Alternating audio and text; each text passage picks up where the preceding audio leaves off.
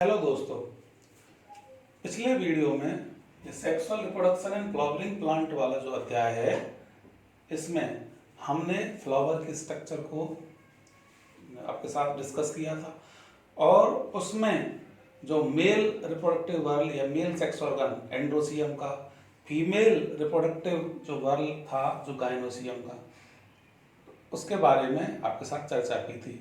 और साथ ही जो मेल रिप्रोडक्टिव सिस्टम की जो यूनिट थी, मेल जो रिप्रोडक्टिव वर्ल की जो यूनिट थी, और स्टेमन में एंथर वाले भाग में किस प्रकार से पोलन ग्रेन का निर्माण होता है, और इसकी भी चर्चा की थी। तो यहाँ पर एंथर मैच्योर हो गया है और एंथर मैच्योर होने के उपरांत उसमें किस प्रकार से पोलन ग्रेन को वो रिलीज कर रहा है। तो यहाँ पर सबसे पहला हमने ये जो चित्र ड्रॉ किया है उसमें एक मैच्योर एंथर का चित्र ड्रॉ किया है, और मैच्योर एंथर डेरिस्ड जो स्टोमियम वाला पार्ट जो था, यहाँ स्टोमियम था और इस स्टोमियम वाले पार्ट से यह रप्चर हो गया है। और यहाँ पर जो एंथर के अंदर जो माइक्रोस्पोर बनते थे, ये एक टेट्राड के रूप में बनते थे। टेट्राड जो केलोज नामक पदार्थ से ये 4 माइक्रोस्पोर जुड़े रहते थे। ये जब एंथर मैच्योर हो जाता है तो केलेज नामक एंजाइम के द्वारा ये डिसॉल्व हो जाता है, केलोज पदार्थ डिसॉल्व हो जाता है और ये माइक्रोस्पोर फ्री हो जाते हैं, अर्थात पोलन ग्रेन फ्री हो जाते हैं और एंथर के द्वारा, एक मैच्योर एंथर के द्वारा रिलीज कर दिए जाते हैं। यहाँ पर ये माइक्रोस्पोर टेट्राड को एनलार्ज व्यू में ये शो किया है मैंने। तो इस प्रकार से ये टेट्राड जुड़े रहते हैं और जब ये डिसॉल्व हो जाता है, ये केलोज डिसॉल्व हो जाता है, तो ये माइक्रोस्पोर फ्री हो जाते हैं। और माइक्रोस्पोर या पोलन ग्रेन एक ही बात है। ये पोलन ग्रेन यहाँ पर ये एंथर रप्चर हो गया और ये पोलन ग्रेन रिलीज हो गई, और ये पोलन ग्रेन ये इस प्रकार से एक इंडिविजुअल पोलन ग्रेन का ये चित्र ये ड्रॉ किया है यहाँ पर हमने। तो ये जैसे ही एंथर मैच्योर हो जाता है, यहाँ पर जो स्टोमियम था, जहाँ एपिडर्मल और जो हाइपोडर्मल सेल थी वो जो है थिन वॉल्ड थी, और उसी जगह से ये मैच्योर होने पर रप्चर हो गया है और माइक्रोस्पोर टेट्राड ने पोलन ग्रेन को रिलीज कर दिया है। तो एक डेहिस्ड एंथर का यहाँ पर डायग्राम ये ड्रॉ किया हुआ है। अब ये पोलन ग्रेन रिलीज हो चुके हैं। अब ये पोलन ग्रेन एक यही मेल गैमीट प्रोड्यूस करेंगे। कैसे ये 2 मेल गैमीट प्रोड्यूस करेंगे, इसकी चर्चा इस वीडियो में कर रहे हैं। तो एक पोलन ग्रेन का पहले स्ट्रक्चर पढ़ना पड़ेगा, पोलन ग्रेन या माइक्रोस्पोर, और ये पोलन ग्रेन या माइक्रोस्पोर यही मेल गैमीटोफाइट को ये शो करता है। तो एक पोलन ग्रेन में आप देख रहे हैं जो कांटेदार जो स्ट्रक्चर है उसे एक्साइन कह रहे हैं, एक्साइन। और ये आउटर जो इसकी जो वाल है एक्साइन है। अलग अलग स्पीसीज में अलग अलग तरह की इसकी टेक्सचर, बनावट अलग अलग तरह की ये अपीयर होती है। और इसके जस्ट इनसाइड जो है वो एंटाइन है। यहाँ पर ऐसा ये जनरली जो पोलन ग्रेन है लगभग 25 से 30 माइक्रोमीटर्स ये इनकी जो डायमीटर है लगभग इतना होता है, और एक्साइन स्पोरोपोलेनिन की बनी होती है। ये स्पोरोपोलेनिन जो है यह एक सबसे कह सकते हैं एक बहुत ही अच्छा एक रेसिस्टेंट ऑर्गेनिक मटेरियल है। ना कोई एंजाइम इसे डिसॉल्व कर सकता, यह हाई टेम्परेचर पर भी, यह स्ट्रॉन्ग एसिड भी इसका कुछ नहीं बिगाड़ सकते, स्ट्रॉन्ग एल्कलाई भी इसका कुछ नहीं बिगाड़ सकते।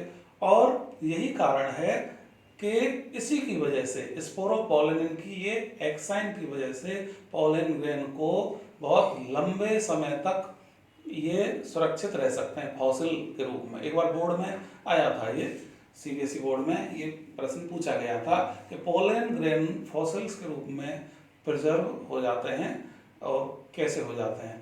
तो इसीलिए हो जाते हैं पोलन ग्रेन क्योंकि स्पोरोपोलेनिन की जो बनी एक एक्साइन इसके चारों ओर कवर्ड रहती है, और यह स्पोरोपोलेनिन ही उसकी सुरक्षा करता है।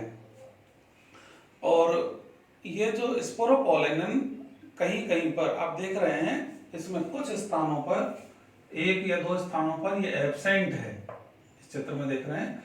और जहां पर ये स्पोरोपोलेनिन ये एग्जाइन एब्सेंट होती है, वहां पर वह वाला जो पोर्शन है और उसे कहते हैं जर्म पोर। यहाँ पर ये जर्म पोर है। जर्म पोर का क्या फंक्शन होगा अभी ये बाद में चर्चा करेंगे। इसमें होकर पॉलन ट्यूब का निर्माण होगा, पॉलन ट्यूब इमर्ज होगी इसमें से होगी। तो इसके अंदर ये साइटोप्लाज्म है और ये इसका न्यूक्लियस है। तो इसके 5 पार्ट हैं। Exine, intine. जो इंटाइन है इनर वॉल, जो थिन और कंटिन्यूस लेयर है, जो कि उसकी जो सेलुलोज की बनी होती है, और ये इनर वॉल जो है इंटाइन कहलाती है। पॉलन ग्रेन की स्ट्रक्चर के बारे में आपने अभी हमने चर्चा की पॉलन ग्रेन की स्ट्रक्चर के बारे में। जो पॉलन ग्रेन एक बड़ा ही एक इम्पोर्टेंट जो माना जाता है, कई बार इससे कुछ प्रोडक्ट भी उत्पन्न किए जाते हैं जिन्हें पोलन प्रोडक्ट कहते हैं। और यह एक तरह से न्यूट्रिएंट रिच, क्योंकि इसमें यह प्रोटीन, कार्बोहाइड्रेट, अनसैचुरेटेड फैट्स इसमें स्टोर्ड होते हैं, इसलिए यह एक इम्पोर्टेंट नरिशमेंट देने का भी काम करता है। और ये एक फूड सप्लीमेंट के रूप में भी, जो वेस्टर्न कंट्रीज है ना, उनमें एक टैबलेट के रूप में इसको यूज किया जाता है, अपनी जो बॉडी के वाइटल जो बॉडी फंक्शंस को एनहेंस करने के लिए, इंक्रीज करने के लिए यह टैबलेट के रूप में भी पोलन ग्रेन, कुछ जो पोलन ग्रेन्स हैं उनको वेस्टर्न कंट्रीज में टैबलेट के रूप में और सिरप्स के रूप में भी इसको यूज किया जाता है। और ऐसा भी माना जाता है कि जो ये पोलन ग्रेन हैं, ये जो धावक होते हैं, एथलीट्स जिन्हें धावक कहते हैं, तो एथलीट्स और जो रेस हॉर्स जो होते हैं, घोड़े, दौड़ने वाले जो घोड़े होते हैं, तो उनकी जो परफॉर्मेंस को इंक्रीज करने के लिए भी इस पोलन ग्रेन का उपयोग किया जाता है। तो ये पोलन, और भी पोलन से कुछ स्किन की क्रीम्स, कुछ जेलीज ऐसी बनाई जाती हैं सुंदरता बनाने के लिए, इसको ऐसे कुछ प्रोडक्ट भी बनाए जाते हैं। तो पोलन प्रोडक्ट्स एक तरफ से ये पोलन न्यूट्रिएंट प्रोवाइड करते हैं, कुछ प्रोडक्ट बनाए जाते हैं, वहीं दूसरी तरफ ये पोलन ग्रेन जो हैं, किसी स्पीशीज के पोलन ग्रेन हार्मफुल भी होते हैं। जैसे एक पार्थेनियम है जिसे कैरेट ग्रास कहते हैं। अब उस कैरेट ग्रास के या पार्थेनियम के जो पोलन ग्रेन हैं, वो जो एलर्जी उत्पन्न करते हैं, भयंकर एलर्जी उत्पन्न करते हैं, और उसकी एलर्जी से रेस्पिरेटरी डिसऑर्डर्स हो जाते हैं, जो अस्थमा है, ब्रोंकाइटिस है। ऐसे उस पार्थेनियम जो कैरेट ग्रास, जो वो आई कहाँ से, वो बीट के साथ इंपोर्ट होके आई है, और जो गेहूं के साथ, और अब वह यूबिक्विटस हो चुकी है, अर्थात वह हर साल उत्पन्न हो जाती है। और उसके जो पोलन ग्रेन हैं वो खतरनाक हैं, क्योंकि वो एलर्जी उत्पन्न करते हैं। तो इस प्रकार से जब पोलन ग्रेन के द्वारा जो एलर्जी उत्पन्न होती है उसे पोलन एलर्जी भी कहते हैं।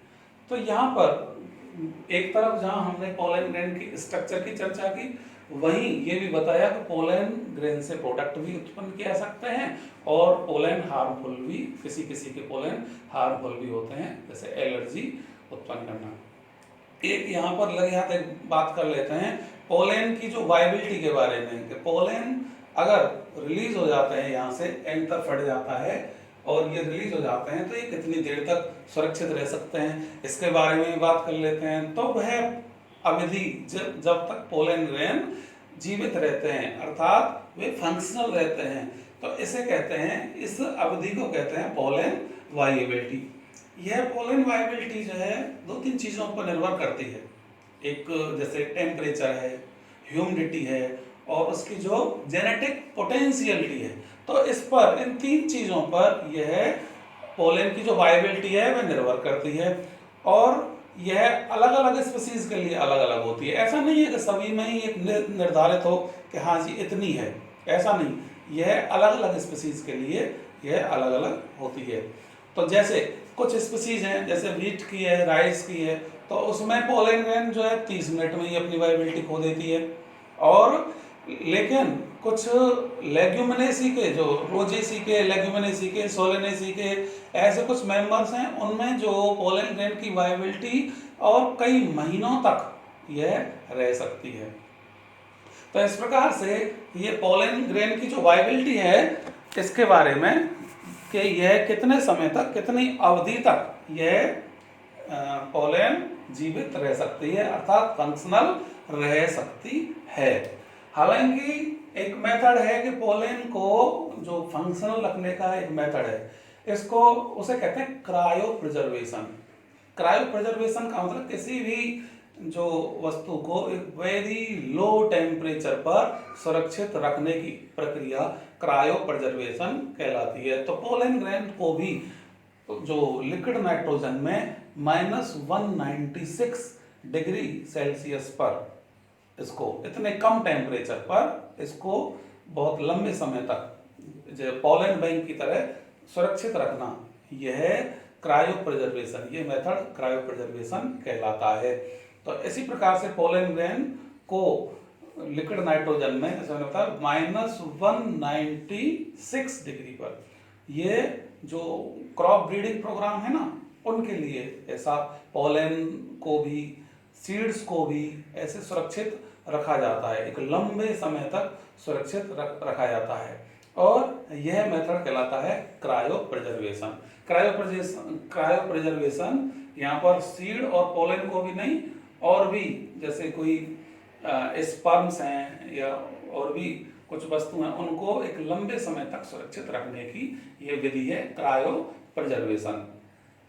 ठीक है, तो पोलन ग्रेन के बारे में, ये पोलन प्रोडक्ट और इसके बारे में आपके साथ चर्चा की। अब इसकी डेवलपमेंट, इसका मेल गैमेटोफाइट अर्थात पोलन ग्रेन या मेल गैमेटोफाइट का डेवलपमेंट के बारे में भी चर्चा कर लेते हैं कि इसका डेवलपमेंट, यहाँ पर डेवलपमेंट में ये दो बातें बतानी आवश्यक है कि डेवलपमेंट ऑफ मेल गैमेटोफाइट जब यह पॉलिनेशन नहीं हो, अर्थात ये स्टिग्मा तक नहीं है, फीमेल के स्टिग्मा तक नहीं पहुंचेगी, उससे पहले इसमें क्या डेवलपमेंट होता है, और जब ये स्टिग्मा पर गिर जाते हैं अर्थात पॉलिनेशन हो जाता है, तब इसमें क्या डेवलपमेंट होता है। तो ये जो डेवलपमेंट अभी मैं यहाँ पर आपके साथ चर्चा करने जा रहा हूँ, वो development of male gametophyte before pollination है।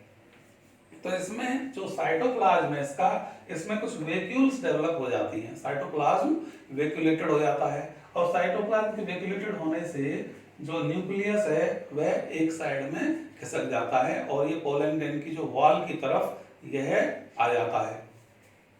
तो न्यूक्लियस को पुश कर दिया पोलन ग्रेन की वॉल की तरफ। अब इसका जो न्यूक्लियस है और ये जो पूरा संपूर्ण प्रोटोप्लास्ट है, दो अनइक्वल सेल में डिवाइड हो जाता है। यहाँ पर माइटोसिस होगा, क्योंकि ये माइक्रोस्पोर क्या है, ये हैप्लॉइड है, तो इसलिए यहाँ पर माइटोसिस होगा, और माइटोसिस के द्वारा दो अनइक्वल सेल बन जाती हैं। अनइक्वल सेल, एक सेल जो लार्ज सेल है वह वेजिटेटिव सेल है, और जो स्मॉल सेल है, ये छोटी सेल है, वह जेनरेटिव सेल है।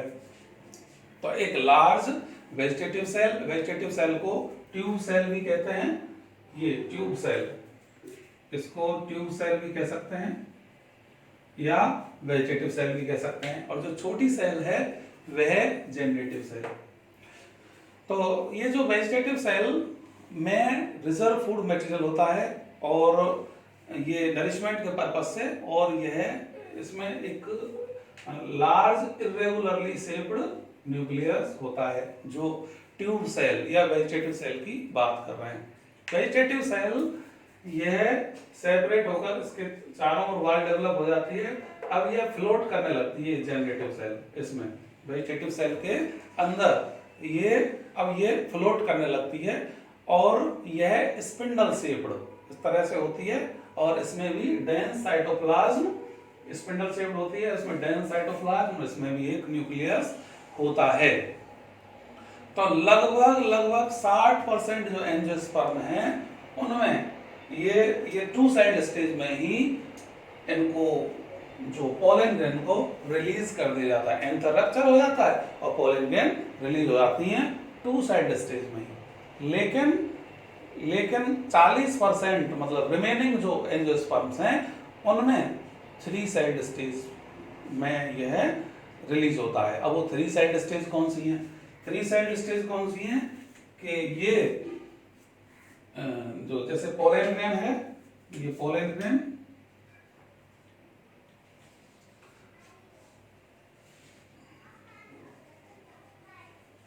ये एक्साइन और ये इंटाइन, यहां जर्म कोर है, ये इंटाइन है, ये इंटाइन ही जर्म कोर से होकर और ये एक ट्यूब निकलेगी। तो ये वेजिटेटिव सेल और ये जनरेटिव सेल, ये 2 मेल गैमीट बना देती हैं, 2 मेल गैमीट्स। और ये वेजिटेटिव सेल है। तो एक तो ये वेजिटेटिव सेल या ट्यूब सेल, ये ट्यूब न्यूक्लियस है और ये ट्यूब सेल ऐसे कह सकते हैं। तो एक ट्यूब सेल और 2 मेल गैमीट, इस प्रकार से ये 3 सेल स्टेज में, 3 साइड स्टेज में ये रिलीज की जाती है लगभग रिमेनिंग जो एंजियोस्पर्म्स हैं। तो ये पॉलिनेशन से पहले ये डेवलपमेंट हो चुका होता है। अब पॉलिनेशन का मतलब ये स्टिग्मा पर पहुंचते हैं, पॉलिनेशन स्टिग्मा पर फॉल होते हैं और इसी को पॉलिनेशन कहते हैं, जिसकी चर्चा डिटेल में हम नेक्स्ट वीडियो में करेंगे। तो ये स्टिग्मा पर पहुंचकर और जो इंटाइन है ये इमर्ज हो जाती है और बाहर की तरफ ऐसे निकलने लगती है और एक पॉलन ट्यूब का निर्माण करती है। और ये जो पॉलन ट्यूब में क्या होगा, पॉलन ट्यूब में ये 2 मेल गैमीट होंगे और एक ये ट्यूब न्यूक्लियस होगा पॉलन ट्यूब में। तो ये तो डेवलपमेंट ऑफ मेल गैमीटोफाइट था, ये तो बिफोर पॉलिनेशन था। अब आफ्टर पॉलिनेशन ये स्टार्ट हो गया है। आफ्टर पॉलिनेशन जो ये पॉलन ट्यूब है,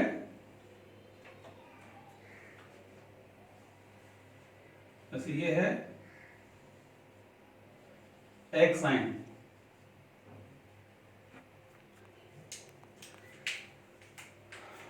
और ये एंटाइन, और ये इंटाइन इस तरह से, ये इंटाइन ऐसे इसमें से होकर निकलने लगती है और एक पॉलन ट्यूब का निर्माण कर लेती है। ये पॉलन ट्यूब में एक तो ट्यूब न्यूक्लियस होगा और ये 2 मेल गैमीट होंगे।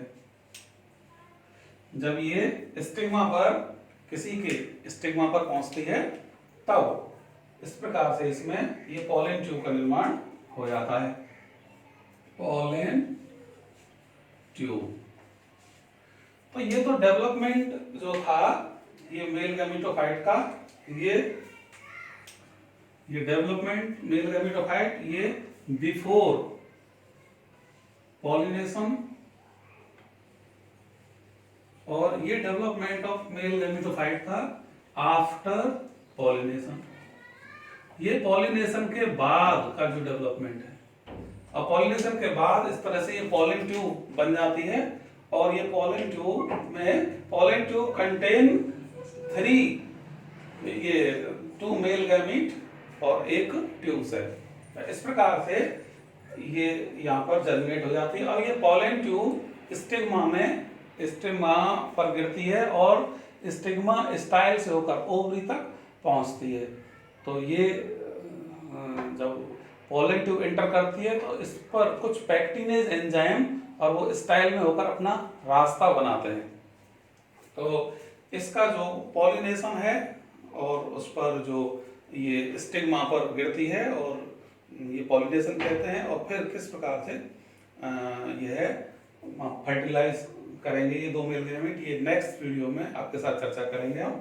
और यहाँ पर फिलहाल इतना, जो development of male gametophyte before pollination इसकी चर्चा की और ये आफ्टर पॉलिनेशन इसकी चर्चा की और ये पॉलन ट्यूब का निर्माण हो गया।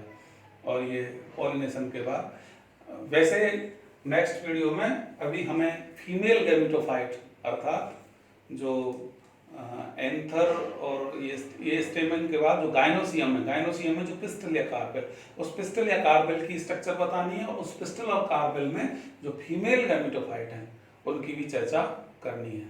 तो इसके बाद हम उसकी चर्चा करेंगे।